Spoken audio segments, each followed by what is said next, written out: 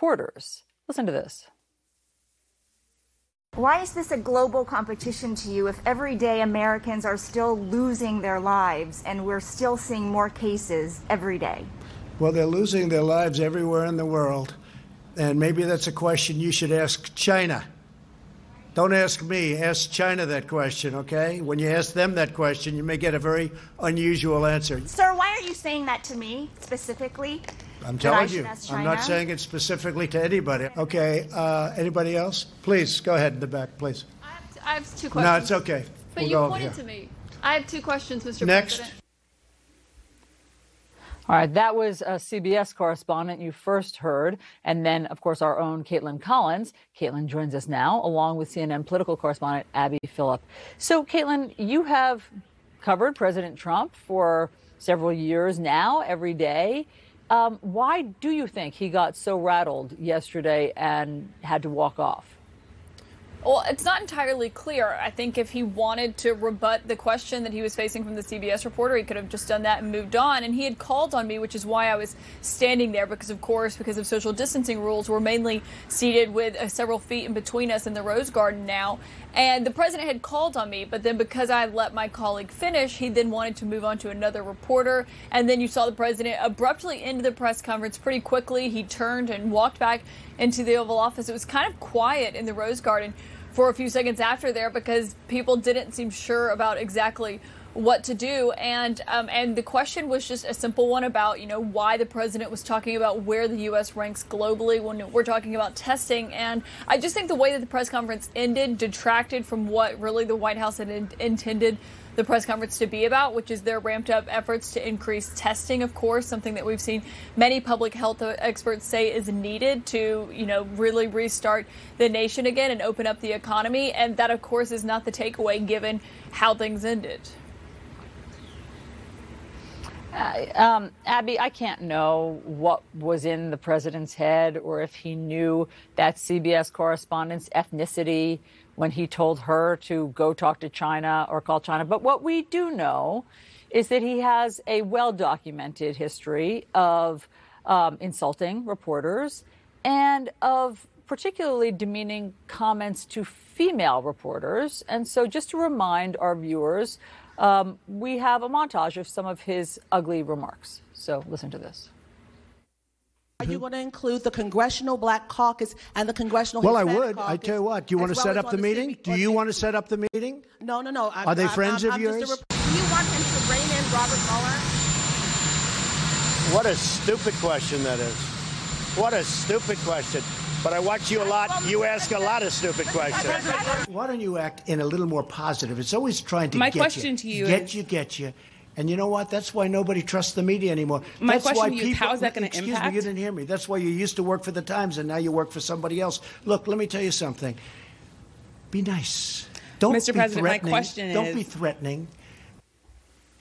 Abby, we should let people know that you were the reporter that he was referring to in the middle of that montage there, where he said something about a stupid question. So what did you think when you saw that exchange yesterday?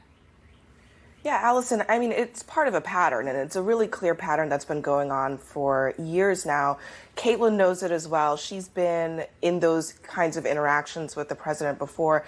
He seems to not be tolerant of taking difficult questions, particularly from women, and then I think what happened yesterday in the Rose Garden with Weijia was really, I think, disturbing to a lot of people because Weijia is a Chinese-American journalist, but she works for CBS News. She's been covering this president for years.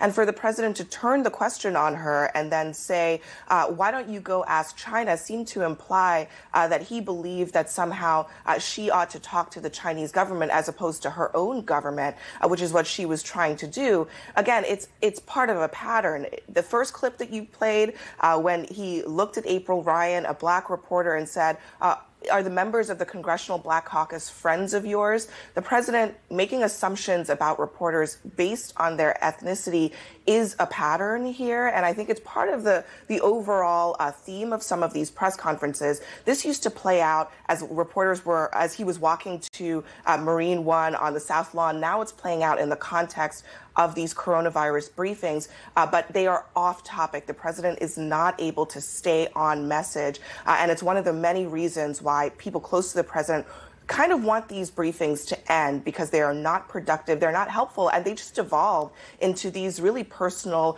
attacks and sparring matches with reporters that are not helpful to the 80,000 Americans who lost their lives and their families who are looking for answers from the government.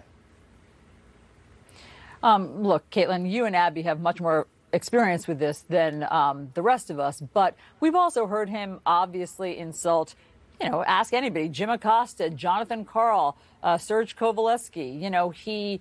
He doesn't spare male reporters, but is it your impression as well, Caitlin, as is Abby's, that female reporters he has a much harder time with female reporters?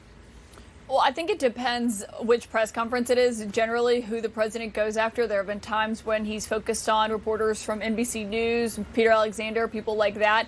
It really depends on also the question. A lot of this is a time when if the president doesn't like a question, he doesn't want to answer that question, this is how he reacts, or he believes that they're unfairly worded and unfairly negative to him, because that is how the president views all of this, is through the coverage of what the reporter is saying about him. And you saw it several times when the president does get defensive, as he did yesterday, when people were asking questions where they were framing it as, look at this coronavirus outbreak that's happening here at the White House, where you guys do have daily testing, where you find out in 15 minutes or not whether or not you have it. How can you guys have that and still have an outbreak, and people don't feel comfortable coming to work here, as his top economic advisor said? But then on a bigger scale, you want Americans to go back to work when they don't have that luxury of those 15-minute tests.